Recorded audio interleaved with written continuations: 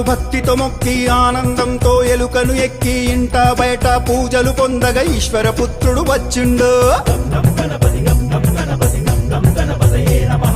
ఉండ్రాళ్ళు సిద్ధం చేద్దాం, ఊరందరినీ ఆహ్వానిద్దాం, ఋషులు మునులు సంతసించగా ఎదలో గణపతి పూజలు చేద్దాం.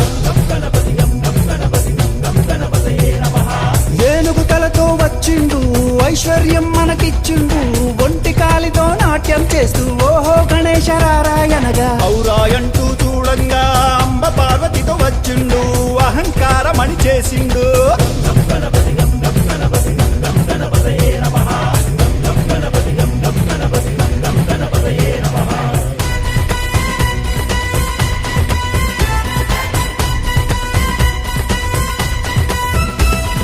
కడుపారా పాయసమే త్రాగి ఖర్జూర పండ్లను మెచ్చిండు, గడ్డి పరుకుంచి గుంజీలు తీస్తే ఘనంగా దీవెనలిచ్చిండు, జ్ఞానమందరికి ఇచ్చిండు.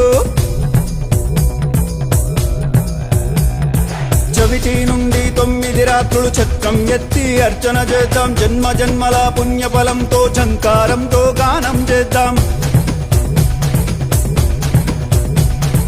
టక్కరిగాళ్లను మట్టు పెట్టి ఠం ఠమ్మని గంటలు మోగిద్దాం, తప్పుల తప్పుడు ఆగకుండా ఠం ఠమ్మని బాజా ప్రోగిద్దాం, రణమున గెలుపును సాధిద్దాం.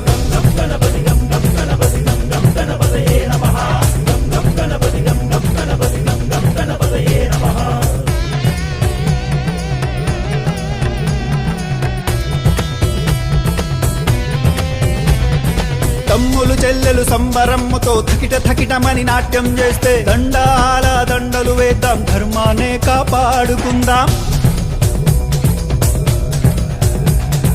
నచ్చి మెచ్చిన గణపయ్య పరుగు పరుగున వచ్చనయ్యా, ఫలములు మెండుగా ఇచ్చునయా, బండెక్కించి ఊరేగిస్తే భవబంధాలు తొలగినయా. మనసారా గణపతిని వేళంగ యమ బాధలు బాపెను చూడంగా, రమ్మంటూ గొంతెత్తి పాడరా లంబోదరలకు బిగరా. వరుసగా భజనలు చేసి శరణంటూ గణపతి చేరి సకల లోకాలాధిపతిని షణ్ముఖనాథుని సోదరుని హరుడి పుత్రుడు గణపతి బొప్పను క్షమించమంటూ మొక్కుదాం, రై రై మలిసాగనంపుదాం.